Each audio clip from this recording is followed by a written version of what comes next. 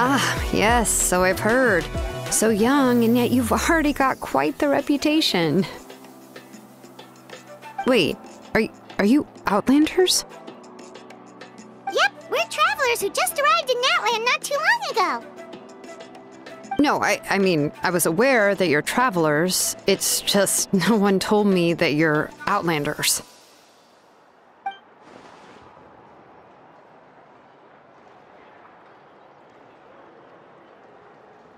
No, the only thing she said is that a new hero had pledged herself to the plan, but we need to forge an ancient name to ensure she'd be able to return safe and sound. And she did mention that it would be quite difficult to forge an ancient name for them, but at the time, I thought she was just commenting on my skills. But I seem to understand where the true difficulty lies now.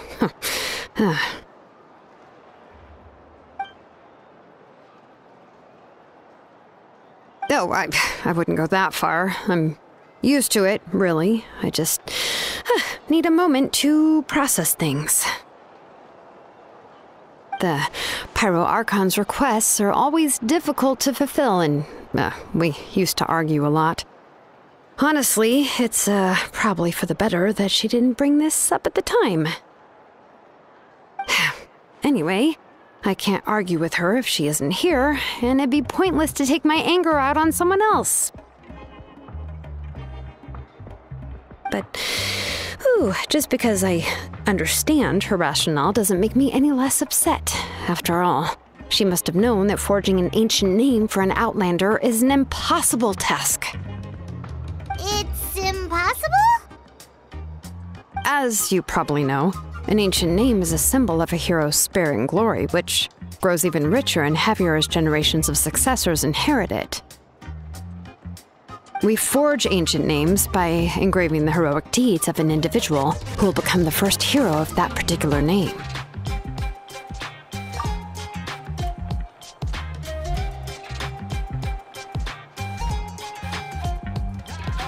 But they were all performed outside of Natlan, correct? Yeah, that's right. Then those deeds haven't been recorded by the Night Kingdom. To take it one step further, even if you had performed heroic deeds in Natlan, as an Outlander, your actions still wouldn't have been recorded by our lands. Only memories and experiences that have been acknowledged by the Wyab can be used as a basis for an ancient name. Even the greatest of craftsmen cannot create something out of thin air, you know. That's just how it is. Seems the Wyab don't want just anyone to get a name, huh? Mawika, of all people, should know better than anyone, yet she's still entrusted the task of forging the ancient name to me. Oh, Paimon gets it. Nobody's happy being asked to do the impossible.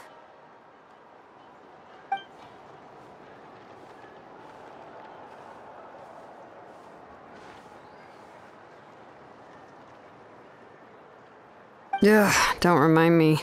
Let's just focus on how we can pull this off. How to achieve the impossible. You mean you're already willing to accept the task? Well, what else can I do? What's happened is already done, and it's not like I can outright defy the order of my Archon. If she gave me this order, then she believes the ancient name is an indispensable part of her plan, and that I'll be able to find a way to make it happen.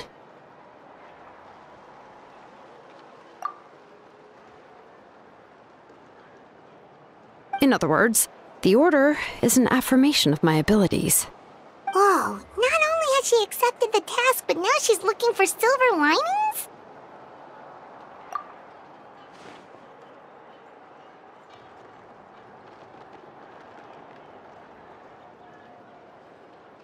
The key is getting the Wyab to somehow acknowledge the traveler's existence and record her heroic deeds.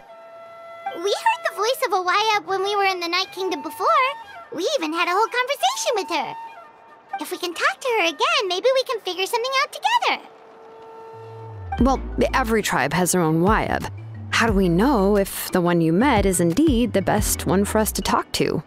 Plus, considering the unprecedented nature of this situation, I have a feeling that the acknowledgement of one Wyab alone would probably not be enough. I don't know. That requires a level of knowledge that I do not possess. We need to find a consultant who's an expert on all things Night Kingdom and Wyatt. The first person who comes to mind is Citlali at the Masters of the Nightwind, the one we call Granny Eats Talit. Oh, we've heard that name before. We used her Spirit Speaker Stone to find Kachina's ancient name. A person who can make something like that must be pretty impressive. I'm unsure she'd be able to help. Still, she's older now and quite eccentric. It's hard to even book a meeting with her, given that she's constantly holed up in her room and doesn't like to be disturbed. I've heard that to get her help, you have to be extremely patient with her and know how to keep her spirit up. I hate to break it to you, but... Huh. Why is that? I mean, didn't she already help you before? And you even managed to save Kachina. Well, yeah. At the cost of her Spirit Speaker Stone being split into two.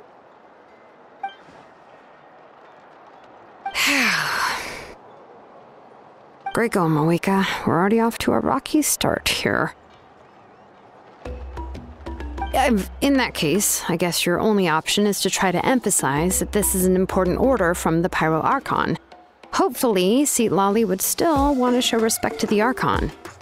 I'll also write you a letter on your behalf. If you can find someone to deliver it and mention some good things about you, then that should help too. Paimon sure hopes a Hal won't interrupt when he's talking, though. All right, Kanich is a seasoned negotiator. I trust that he'll know the best things to say.